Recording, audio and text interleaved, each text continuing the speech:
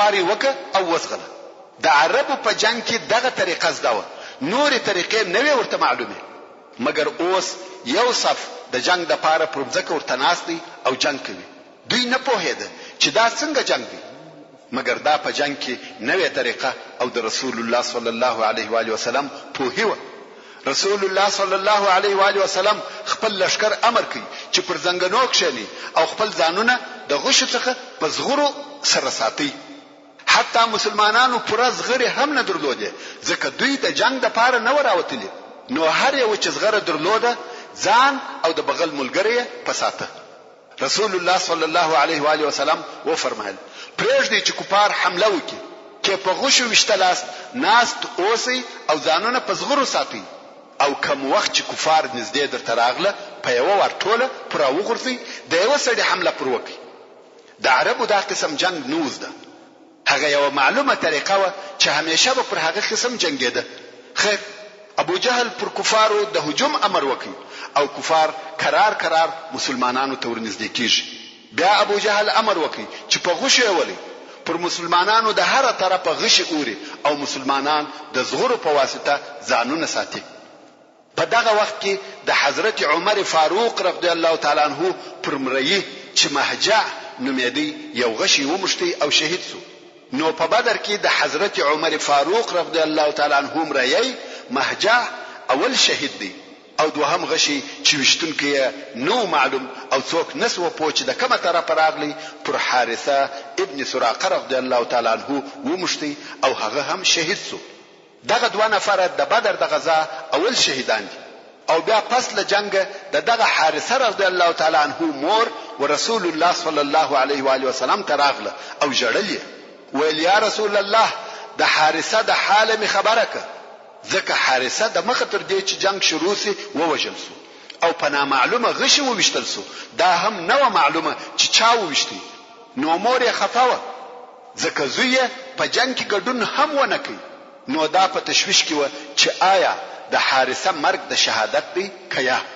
نو رسول الله صلی الله علیه و آله وسلم ته وویل د حارثه په حال می خبره که په جنت کې وي خو صبر به وکم، او که غیر له جنت څخه وي د مور زړه دی د دوزخ نوم یې نه یاداوه.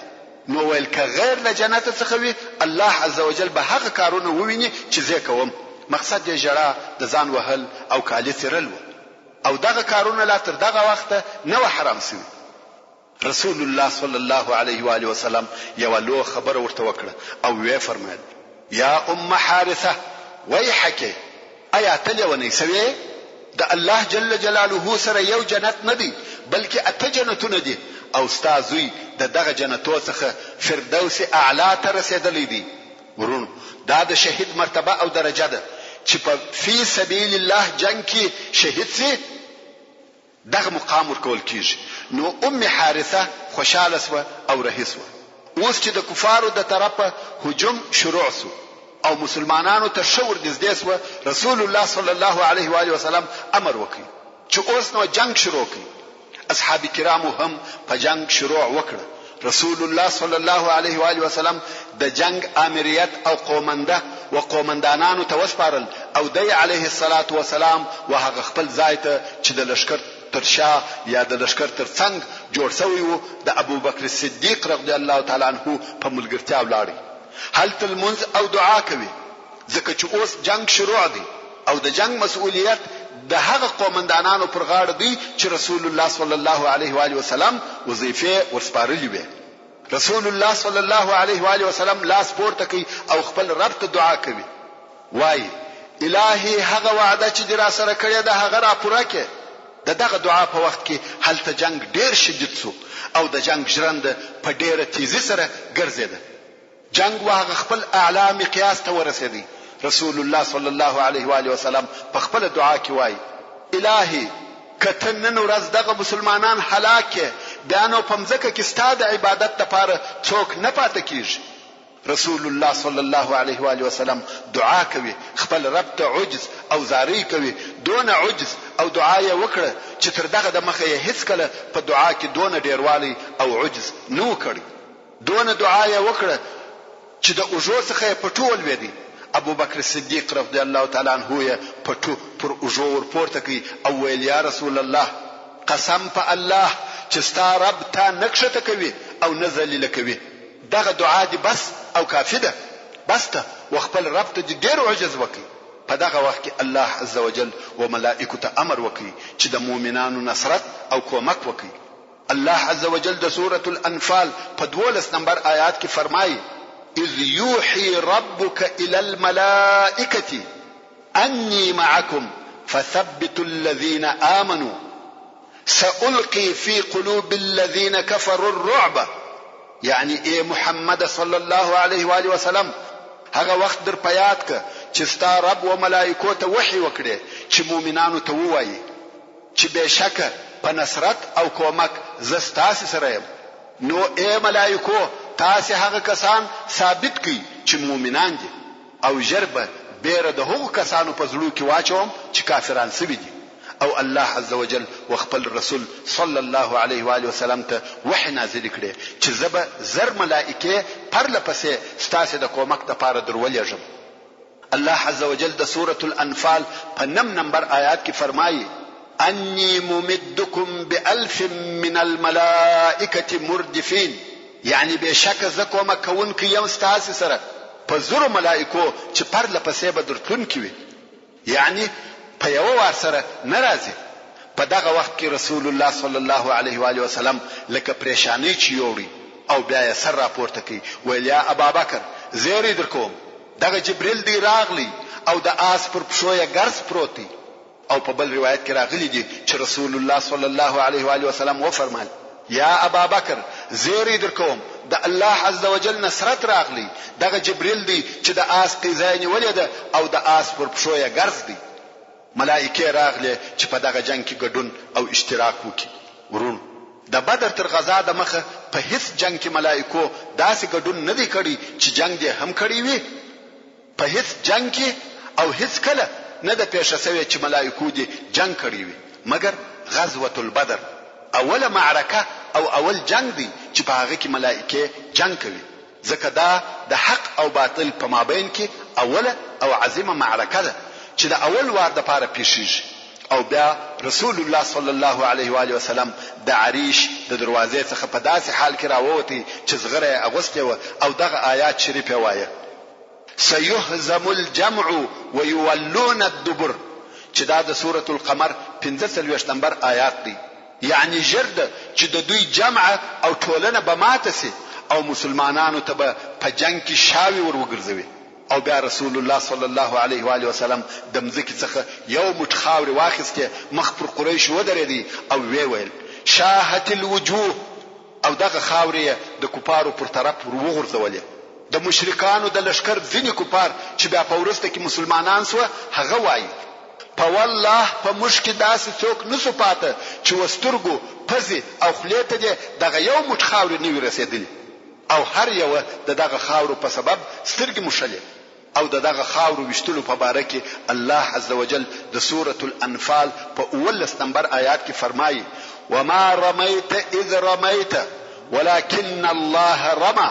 یعنی اے محمد صلی الله علیه و آله وسلم کوم وخت چې تا دغه وشتل وکړه دغه وشتل تا نه دی کړی مګر الله دغه وشتل کړی و. ځکه د بشر وشتل داسې نه وي چې یو مټ خاور دی د پوره لشکر وسترګو ته ورسیږي. دا وشتل د الله عز وجل وشتل و. په دغه جنگ کې بشر یا مسلمانان یو آله او وسیله و. خو په حقیقت کې دغه جنگ ترتیب د الله عز وجل د طرفه څخه و. رسول الله صلی الله علیه و آله وسلم خپل آخري اوامر ولشکر ته صادروي او وی فرمایل ټینګ ودرېږي قسم په هغه ذات چې د محمد نفس د هغه په اختیار کې دی. هر هغه څوک چې نن ورځ د کفارو سره جنگ وکي او په داسې حال کې ووجل سي چې پر دشمن ورهوي او د تیښتې په حالت کې نیوي الله عز وجل به هغه خامخا و جنت ته داخل کی. او وی فرمایل وهغه جنت ته ورولار سي چې بر یا عرض د اسمانو او مځکه پر اندازه دی.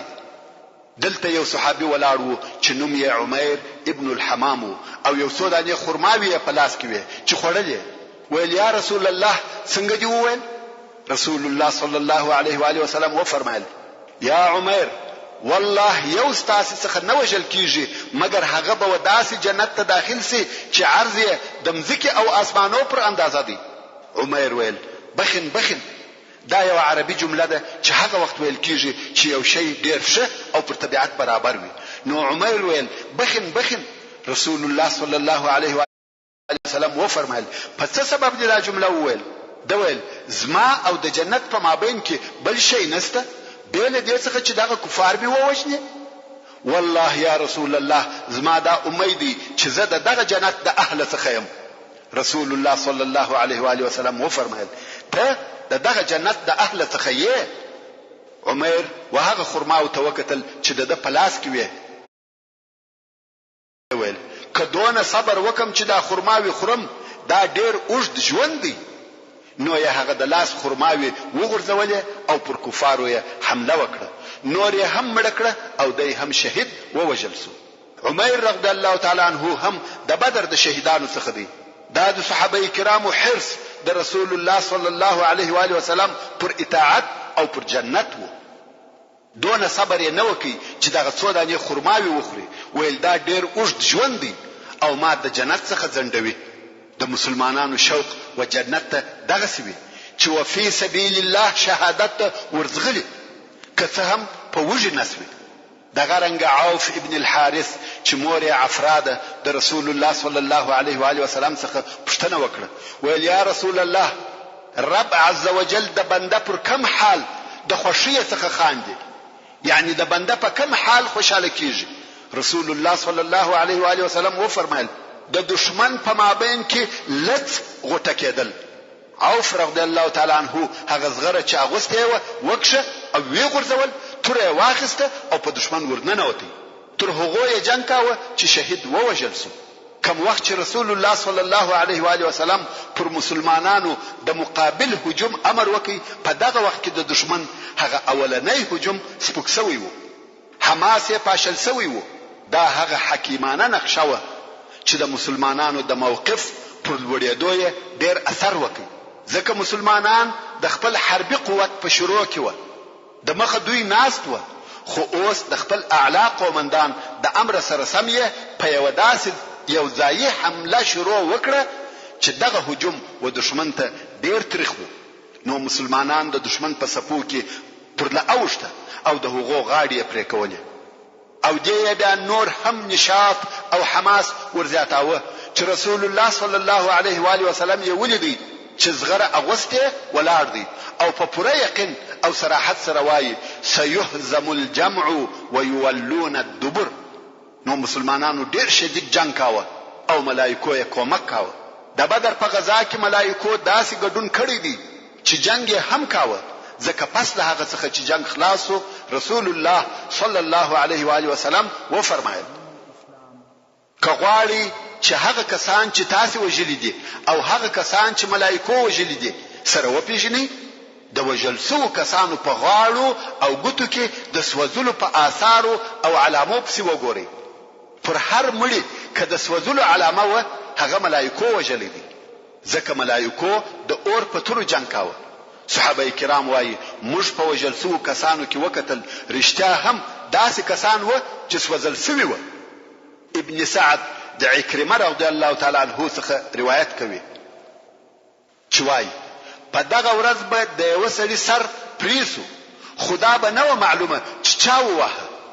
عبد الله ابن عباس رضی الله تعالی عنه وایي د مسلمانانو یو سړي د مشرکانو په یو سړي پسې ځغستل چې دغه مسلمان لوړ د چلاخي د وهلو आवाज واورېدی او د یو چا غږ واورېدی چې ویل یې را د مخه صحیزوم، او بیا یې ولید چې د هغه مشرک چې د مخته وو سر یې پریسو.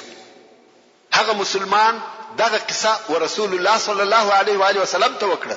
رسول الله صلی الله علیه و وسلم و فرمایل رښتیا وایه دا د دریم آسمان څخه کومک وو.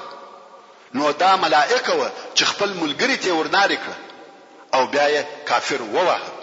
ابو داود المازنی رضی الله تعالی عنه وایي زه په یو مشرک پسې وم چې په تور یې ووهم، د مخه تر دې چې زما تور ورسیږي د سر په حواسو. زه پوسوم چې دا د بل چا واری وو چې سر یې ورپرېکړ، مقصد دا چې د بدر په غزا کې ملائکو عملی ګډون کړی دی. بیل بدر څخه بل هیڅ داسې جنگ نشته چې په هغه کې د ملائکو په خپل جنگ کړی وي. فقط دغه یو د بدر جنگ دی چې ملائکو اشتراک یا ګډون پکښ کړی. هو د حنین په ورځ ملائکه د جنگ میدان ته حاضر شوه خو جنگ نه دی کړی. او دا هم باید وویل سي چې نصر او بری یوازې د الله عزوجل د طرف څخه دی. نصر د ملائکو د طرف نه دی. په جنگ کې د ملائکو ګډون د مسلمانانو د پاره فقط یو اطمینان او زیری وو چې مطمئنه اوسئ تاسو کامیاب یاست او شکست نه خورئ. مگر نصر او بری د الله عزوجل د طرف څخه دی. ومن نصر الا من عند الله. ابلیس علیه اللعنه لکه د مخه چې مدرته وویل چې د سراقه ابن مالک په قیافه د مشرکانو سره راغلی وو او د اولی ورځ څخه بیا تر اوسه نو ځنی جلاسوي. اوس چې ملائکه او د هغه کارونه ولیده چې په مشرکانو یې کوي میدان یې پریښاوه او رهیسو. حارث ابن هشام چې تر اوسه هم د سراقه خیال پر کاوه پورې ومشتي چې چیرې ځي. ابلیس پر ځګر ووهه هلته یې وغورځاوه او دی بیا پچېشته سو. مشرکان ورته ویل چیرې ځي یا سراقه؟ آیا تا نه ویل چې زه ستاسو ملګری یم او ستاسو څخه نه جلا کېږم؟ ابلیس ویل زه هغه څه وینم چې تاسو یې نه وینئ. زه د الله څخه بیریږم او الله د سختو عذابو خاوند دی او بیا په تیښته ولاړی. د مشرکانو یو ملګری چې ابلیس علیه اللعنه وو کمس او د مشرکانو په لشکر کې د ماتي او ورختایي علامې ښکاره سوې. د دوی صفونه د مسلمانانو د سختو حملو په مقابل کې نړیږي او ماتیږي او جنگ و پای ته نږدې کیږي. د مشرکانو څخه یو په متفرقه ډول د میدان جنگ څخه وځي او مسلمانان په پسې دي یا یې وژني یا یې بندیانوي. مگر لوی طاغي د دې امت فرعون ابو جهل کوم وخت چې په خپل لشکر کې د اضطراب علامې ولیدلې کوشش کوي چې دغه د ریګو کوټه دغه سیل په بخ کې ودروي او غوښته چې خپل لشکر دلاوره کړي. نو یې په کبر او غرور خپل لشکر ته وویل پام کوئ چې د سراقه خیانت او تیښته په تاسو کې ورختایي پیدا نه کړي. هغه د محمد سره دغه سی وعده درلوده او پام کوئ چې د عتبه او شیبه او ولید مرګ مو ورختا نه کړي. د هغو څخه تلوار وسو. زما د پلات او عزا سره قسم وي چې موږ به تر هغو پورې ولاړ نسو ترڅو دوی پرسیانو ونه تړو او زه نه غواړم چې ستاسو څخه دی یو څوک د دوی څخه یو څوک ووژني. یعنی وژنه یې بلکې دغه څه ژوندې نسی د پاره د دې چې دغه د دوی بد عمل و دوی ته وروشي. مگر ډیر ژر ودته دغه خپل طغیان او تکبر لویی او خودبینی حقیقت وښکاره سو. لږ وخت نو تیر سوی چې د لشکري د مسلمانانو د هجوم و مختصره پاشل کېده. هو په خپل د ابو جهل پر شاوخوا د مشرکانو دون ډلې د ساتنې د پاره ولاړې وي لکه پر د چې د تورو قفس راګرځېدلې وي او د نیزو ځنګل پر جوړو. مگر د مسلمانانو طوفاني هجوم دغه د تورو قفس سره وپاشي او هغه د نیزو ځنګل یې ورېوي او سرکشه ابو جهل ښکاره سو. مسلمانانو دی ولیدي چې پر آس پور دی او شاوخوا ګرځي. خو مرګ په دې انتظار وو چې د ویني د دوو انصاري ځوانانو د لاس څخه وچشي. د انصارو څخه دوه نوي ځوانان چې یو یې معاذ او بل یې معوذ نومېده. ورونو په دغه نومو کې د سیرت په کتابو کې اختلاف شته. څوک وايي معاذ او عوف نومېده چې دواړه د عفرا رضی الله عنها زامن دي او څوک وايي چې د یو نوم معاذ وو چې د عمرو ابن الجموح زوی وو او بل یې معوذ نومېدی چې د عفرا زوی وو. موږ بدلته هغه روایت بیان کو چې معاذ او معوذ وو. دغه دوه تازه او د لږ عمر ځوانان وو. عبدالرحمن ابن عوف رضی الله تعالی عنہ وايي د بدر په ورځ زه د مسلمانانو په صف او قطار کې ولاړ وم چې خپل راسته او چپه طرف ته مې وکتل. دغه دوه نوي ځوانان مې و یو طرف او بل طرف ته ولاړ و چې د یو عمر 15 کاله او د بل عمر 14 کاله را معلومېدی.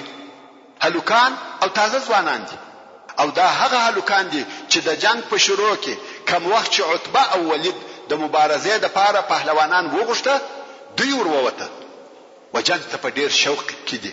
نو عبدالرحمن ابن عوف رضی الله تعالی عنہ وای کوم وخت چې جنگ شروع شو خپل شاوخوا ته مې وکتل و دواړو بغلو ته مې ځوانان هلوکان ولاړ دي. زما په زړه کې دا غوښتنه او آرزو و چې کشکې مې وسنګ ته تر دوی یو څه پاخه او مشران نفر ولاړ وای. داسې څوک وای چې په جنگ کې عادت او تجربه درلودلای او دا داسې هلوکان دي چې په خپل عمر کې د اول وار د پاره د جنگ میدان ته ورځي. صحیح ده ځوانان دي احساسات او حماس لري د جنگ شوقان دي مګر په ژوند کې دا اول وار دی چې جنگ کوي د جنگ تجربه نه لري. خدایو رانږدې سو قرار یې په غوږ کې راته وویل نه غواړي چې د هغه بل ملګری واوري. ورونو شه متوجه سي اسلامي ځوانان دغه سلوړي ارزوګان لري. تا ابو جهل پیژنې؟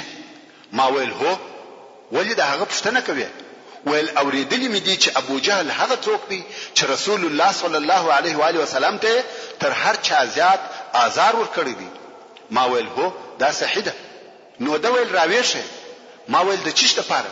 ویل قسم می دی په هغه ذات وي چې زما د نفس اختیار د هغه په لاس کې دی کوم ولیدي تر هغه بزما سایه د سایه څخه جلا نسی تر څو چې په مشکې هغه څوک مړ نسی چې د مخه اجل پرسوي وي. دا څونه همت او مړانه ده غواړي چې د کفارو د لشکر مشر ووجني. عبدالرحمن رضی الله تعالی عنہ وای زه په تعجب کې سوم او ځوان ته مې وویل کوم ولیدي درو به شه. عبدالرحمن ابن عوف رضی الله تعالی عنہ وای لږ وخت وروسته هغه بل ځوان را نږدې سو او په غوږ کې هغه خبره راته وکړه چې هغه بل راته کړی و. عبدالرحمن وای د مخز ما د زړه غوښتنه دا و چې وڅنګ ته می تجربه ناکه او په جنگ په خلق ولاړ وای مګر چې د دوی دغه همت او مړانه می ولیده خوشاله سوم چې دوی غونډه همت ناکه ځوانان می وڅنګ ته ولاړ دي. ځکه دا څونه همت او دلاوري ده چې په جنگ کې په بل چا غاړه نه باسي او د دوی څخه هر یو غواړي چې د کفارو د لشکر مشر ووجني. عبدالرحمن ابن عوف رضی الله تعالی عنہ وای لږ وخت وروسته ابو جهل ښکارا سو چې پر اسپور په خلقو کې ګرځید مګر داسې معلومه دي لکه درخته په ځنګل کې یعنی د ساتنې لپاره شاوخوا ډیر خلق پر ګرځیدلی و. په ځنګل کې هم درخت ډیری وي نو د ابو جهل پر شاوخوا هم ډیر خلق و ځکه د لشکر مشر او د کفارو په لشکر کې هغه مهم سړی و. نو خود مشرکان پر درا ګرځیدلی و چې پر هر خوا د حرکت کوي مشرکان ورسره دي او ساتي. نو مې ودغه دوه ځوانانو ته ویل هغه پوخ سپنجري سړی ویني چې شاوخوا خلق پر ګرځیدلی دي؟ دوی ویل هو. ما ویل دغه هغه سړی دی چې تاسو یې پوښتنه کول. عبدالرحمن رضی الله تعالی عنہ وای ما لا خپل خبره نو پوره کړې چې دوی لکه دوه غشي پس غستا پر هغه طرف ورهیسو هر یو کوشش کوي چې تر هغه بل وردمخه سي څو د کفارو ولشکر ته ورسېده. هغه خلق چې د ابو جهل پر شاوخوا و پوری وهي څو ابو جهل ته لار پیدا کړ. کوم وخت چې ابو جهل ته ورسېده دواړو واري پر وکی یو هم په تر ووه او بل هم. ابو جهل غزار سو. دا د برېښنا په شان یو نابوبره حمله و تر څو چې خلق په هیده چې څه قصه ده دوی خپل مقصد حاصل کړی وو. د کفارو لشکر په حیرت کې دي ځکه هیڅ دغه نابوبره هجوم تصور نه کاوه. ابو جهل غزار سو که څه هم مړ نه دی روح پکښې دی خو وینې فوارې دي وهي. او بیا دغه دوه ځوانان ورسول الله صلی الله علیه و آله وسلم تراغله. د ابو جهل د وجلو حال ورته وای. رسول الله صلی الله علیه و آله وسلم پښتنه ځنی وکړه چې پتا سي کې کم یو ووجي هر یو ویل ما ووجي. رسول الله صلی الله علیه و آله وسلم و فرمایل خپل تورمو د وینو څخه پاکي کړی دي؟ دوی ولیا. رسول الله صلی الله علیه و آله وسلم د دوی تور ته وکتل ویل تاسو دواړو وجلې دي. او رسول الله صلی الله علیه و آله وسلم د ابو جهل صلبه یعنی د پات سامان و معاذ ابن عمرو ابن الجموح ته ورکړه ځکه معوذ ابن عفراء په دغه جنگ کې شهید کړ شو. په جنگو کې دا قانون وو چې د وجل سوي سړي پات سامان د هغه د قاتل وو. ابن اسحاق د معاذ ابن عمرو ابن جموح څخه روایت کوي چې معاذ وویل د قوم څخه مې واورېده چې دغه ابو جهل دی او ابو جهل داسې وو لکه یو درخته چې په ځنګل کې د ډیرو درختو په مابین کې ولاړ وي او څوک نسی ورته ریدلای. معاذ د مشرکانو توري او نیزه چې پر ابو جهل د ساتنې د پاره راګرځېدلې وي دغه ډیرو درختو سره مشابه کړي او مشرکانو ویل و ابو الحکم ته څوک نسی ورنږدې کېدلای. ما چې دغه جمله واوریده ما دا د ځان وظیفه وګرځول چې زه به دی وژنم. نو د دوه طرف ته ورنږدې کېدم ترڅو چې موقع برابر اسوه حمله می پر وکړه. په توره می ووهه چې دغه ضربې سره پښه د پوندې په نیمایي کې په هوا سو او وای د زوی عکرمه پر اوجه په توره ووهلم چې لاس می په اوجه کې پریسو مګر پوست یې پاتو. دغه پوست په واسطه می لاس په اوجه ځړېدی. څنګه چې په جنگ داسې مشغوله وم چې لاس را څخه هیر کړي دغه ورځې ډېر حصہ می په دغه پریسوي لاس جنگ کاوه او پریسوي لاس به می په دابل لاس شاته اړاوه. کوم وخت چې دغه پریسوي لاس ډېر تکلیف راکړي نو می پښه پر کښې شول او ځان می لوړ کش کړي ترڅو چې لاس می د اوجه څخه پریسو. ورونو دغه معاذ ابن عمرو ابن الجموح رضی الله تعالی عنه د حضرت عثمان رضی الله تعالی عنه د خلافت تر وخت پورې ژوندۍ پاتو او معاذ وای په دغه وخت کې معاوذ ابن عفراء رضی الله تعالی عنه پر ابو جهل چې زخمی پروت و راغلی د توري داسې واره پر وکی چې د مرګ یې کوي پر دغه حال چې په هغه کې لا یو څه ژوند وو پریښاو او معاوذ تر هغه جنگ کاوه چې شهید ووجل سو. سبحان الله د واقعي مسلمان همت او شجاعت دغه سي او دغه نوي دا د شپاړو سکلو هلوکان و او دغه همت او مړانه و. کوم وخت چې ابو جهل ووجل سو کفارو په تیښته شروع وکړه و هر طرف ته ځغلي ځکه مشر او قومندان یې ووجل سو. کفار تښتي او مسلمانان تر شا په پسې دي حمله پر کوي.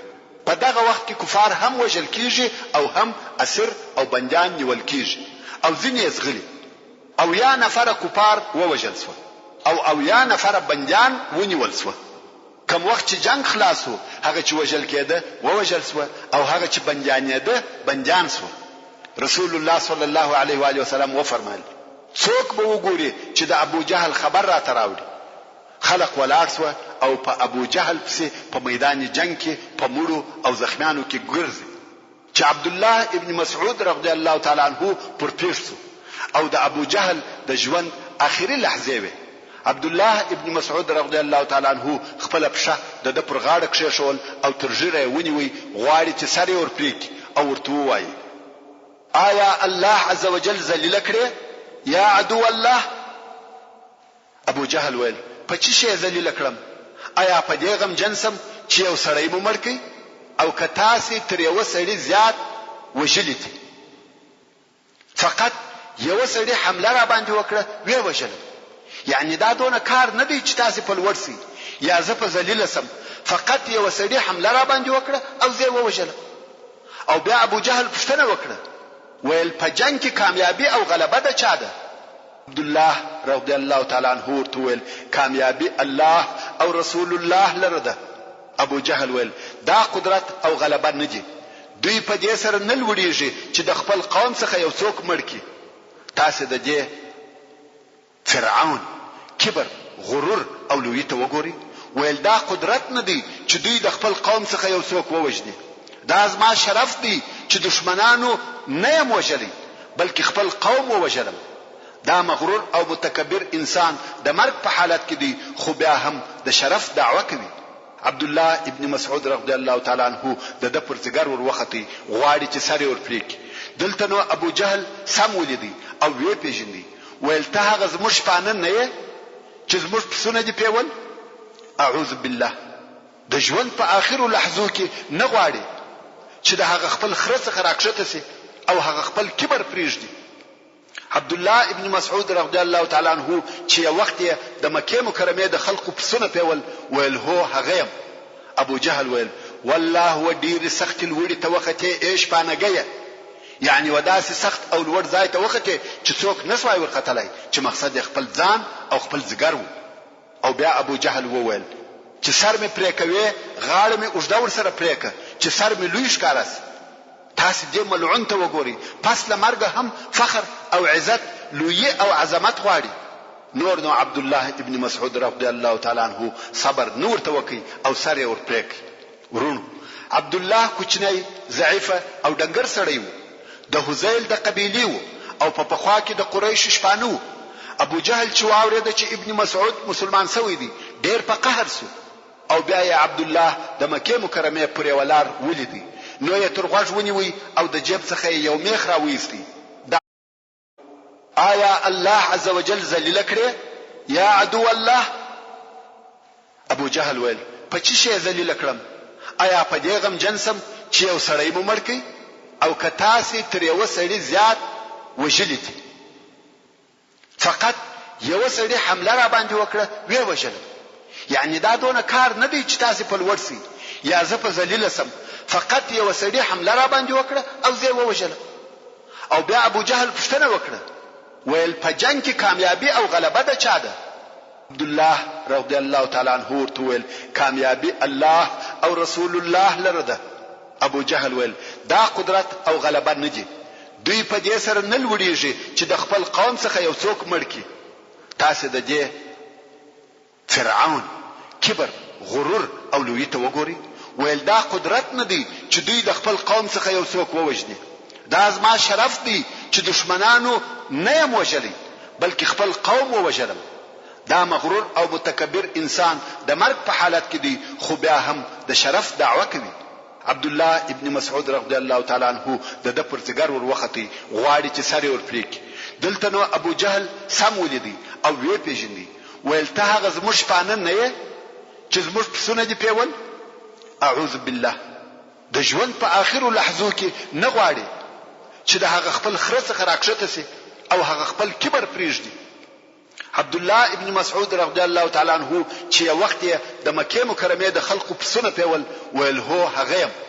ابو جهل ویل والله ودیر سخت الوړي توخته ايش پانګيه، یعنی وداسي سخت او لوړ ځای ته وخته چې څوک نسوای ورختلای چې مقصد خپل ځان او خپل ځګر وو. او بیا ابو جهل وویل چې سر مې پرې کوي غاړه مې اوږده ور سره پرې ک چې سر مې لوی ښکارس. تاسو دې ملعون ته وګوري، پس لمرګه هم فخر او عزت لوی او عظمت غواړي. نور نو عبد الله ابن مسعود رضی الله تعالی عنہ صبر نور توکي او سر یې ور پرې ک. ورونو عبد الله کوچنی ضعیف او ډنګر سړی وو، د حذیل د قبیلې وو او په پخوا کې د قریش شپانه وو. ابو جهل چې واورېد چې ابن مسعود مسلمان شوی دی ډېر په قهر سو او بیا یې عبد الله د مکه مکرمه پرې ولار ولیدي نو یې تر غوږ ونیوي او د جیب څخه یو میخ راوېستی. د عبد الله غوږ پر دیواله ور میخ کړ. ابن مسعود رضی الله تعالی عنہ د دیواله سره ولاړ دی او غوږ یې میخ دی. دونه ویني ځنې بهېدلې وي چې تر مځکه رسېدلې وي. څو بیا ابو بکر صدیق رضی الله تعالی عنہ راغی خلاص کړ.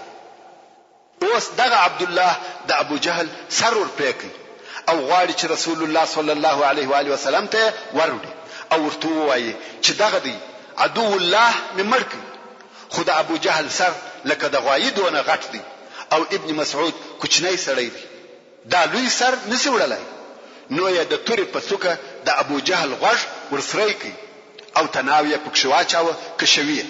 عبد الله رهیدی سر پسسکیږي څو رسول الله صلی الله علیه و آله وسلم ته ورسېدی او سر یې د رسول الله صلی الله علیه و آله وسلم مخ ته کښېښاو.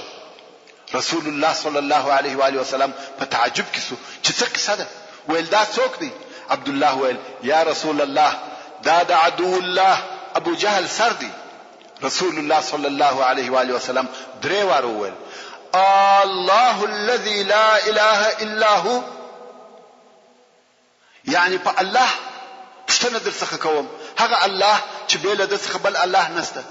او بیا ویل الله اکبر الحمد لله الذي صدق وعده ونصر عبده وهزم الاحزاب وحده. او وی فرمایل دا د دې امت فرعون دی. او عبد الله ته ویل یا ابن مسعود الاذن بالاذن، یعنی ستا غوږ په مکه کې در سره کی او تا د غوږ دلته او سره هم بالابود دا یې ګټه. محترم ورونو د دغه جنگ په جریان کې نور ډیری واقعې هم پیښ شوې دي چې د مسلمانانو پر صادق ایمان پر ثابت عقیده په جنگ کې شجاعت او د دوی پر همت او مړانه دلالت کوي. په دې جنگ کې پلرونه د زامنو سره مخامخ شو، ورونه د ورونو سره مخامخ شو څرنګه چې دوی په عقیده کې سره مخالف وو نو د دوی په مابین کې فیصله په تور سره وسو. مظلوم د ظالم سره مخامخ سو او خپل د مظلومیت حق یې واخیستی چې موږ د هغې جملې څخه یوه د عمیر ابن الحمام واقعه هغه چې خرماوي یې وغورځولې او جنگ ته داخل سو او بیا شهید سو، او بل د عوف ابن الحارث واقعه چې زغره یې وکشه او جنگ ته داخل سو او شهید سو. د مخه درته بیان کړې، خو زه به یو څو نورې واقعې دلته د مثال او نمونې پر قسم درته بیان کړم. اول د کفارو په لشکر کې یو سړی وو چې د اوسپنې د زنجیرانو کالي اغوستي وو، د سر څخه تر پښو پورې په ټول بدن کې هیڅ ځای نه معلومېدی بې له دوو سترګو څخه، فقط سترګې معلومیږي او په جنگ یې شروع وکړ. پر هر طرف حمله کوي، وارونه کوي، چپه او راسته طرف ته وهل کوي، مسلمانان زخمیانوي، خو بالمقابل مسلمانان پر د وارونه کوي، دی وهي په توره، په نیزه، په غوشو، مګر د اوسپنې د زنجیرانو کالي اغوستي دي، هیڅ اثر نه پر کوي. مسلمانان د وهلو څخه عاجز شو، څه پوکي پر د هیڅ واري تاثیر نه کوي او دغه کافر ډیر مسلمانان زخمیان کړ. نو د مسلمانانو څخه یو نفر ورسول الله صلی الله علیه و آله وسلم ته ورغلی، ویل یا رسول الله دغه سړي په عذاب کړو، خوږ یې کړو. رسول الله صلی الله علیه و آله وسلم و زبیر بن العوام رضی الله تعالی عنه ته ورغ کړ. زبیر رضی الله تعالی عنه چې د رسول الله صلی الله علیه و آله وسلم د عمزوی دی، ډیر قوي او جنگي پهلوان دی. رسول الله صلی الله علیه و آله وسلم امر کوي چې دغه سړي یو چاره وک، د وهلو لار ورته پیدا ک. مسلمانان د هرې اسلحه وارونه پر کوي او پر مشله، خو تاثیر نه پر کوي. خبره دا نه ده چې څوک واري نسی پر کوله، وارونه پر کیږي خو فائدہ نه لري، ځکه سر تر پایه په اوسپنه پوښلې دي. زبیر رضی الله تعالی عنه وای ورغلم، شاوخوا پر وګرځیدم، ګورم چې په دغه اوسپنه کې به یو ځای سری وي یا به د بدن یو حصہ لڅوي، خو هر څه چې پر وګرځیدم بل سترګو بل ځای نه معلومه دي. اریانم چې څنګه یې ووجنم، وای بیا هم پر وګرځیدم او دای چپه او راسته طرف ته مسلمانان وهي او هیڅوک هیڅ نسی پکولای. زبیر رضی الله تعالی عنه وای نو د مخ د خوا ورته ودرېدم او نیزه مې شو ورته برابر کړه، شنو شان مې ورته ونیوي او د پرسترګه مې د نیزه واري وکړ. نیزه هم برابر ورغله او د پرسترګه ومشته او تر څټه ووته. دغه کافر په دغه واري ووجل سو او الله عز وجل مسلمانان د شر څخه خلاص کړ. ورونو په جنگ کې داسې نشان وشتل او دونه دقت چې په جنگ کې د سترګه هم نه ځنې خطا کیږي، دا لوی هنر دی او د اصحاب کرامو دغه جنگي قدرت وو. دوهمه واقعه، قتاده رضی الله تعالی عنه په دغه جنگ کې پر سترګه زخمی سو، توره پر مخ ومشته، مخ یې څیرسو او سترګه یې لاندې پر باړخو ولوېده، سترګه پر غوځ ډیږي او ویني ځنې بهیږي. نو د جنگ د میدان څخه ووتی، ځکه نور یې جنگ نسوای کولای. ځینو انصارو ورته وویل راسه چې سترګه دې در پریکو. د ویل یا تر څو چې رسول الله صلی الله علیه و آله وسلم ونوینم کار نه پلرم چې هغه څه راته وای. نو رسول الله صلی الله علیه و آله وسلم ته پر دغه حال چې سترګه په زړیږي ورغلی. دلته نو د رسول الله صلی الله علیه و آله وسلم پر لاس الهی معجزه ښکارا شوه. رسول الله صلی الله علیه و آله وسلم ورته فرمایل یا قتاده راسه. قتاده رضی الله تعالی عنه ورغلی، د رسول الله صلی الله علیه و آله وسلم مخ ته کښینستی. رسول الله صلی الله علیه و آله وسلم یې سترګې ورپورته کړه، په هغه خپل غالب کې کښېښول او بیا یې خپل مبارک لاس پر تیر کړ. قتاده رضی الله تعالی عنه وایي والله نه په پوهېږم چې کومه یوه زخمي سوې وه، سترګه مې داسې سوه لکه اول چې وه. دا هم د نور معجزو ترڅنګ یوه معجزه وه چې د بدر په ورځ ښکاره سوه. محترم ورونو، زموږ د بحث پاتې حصه به ان شاء الله تعالی پراتونکي کې واوري. سبحان ربك رب العزة عما يصفون وسلام على المرسلين والحمد لله رب العالمين.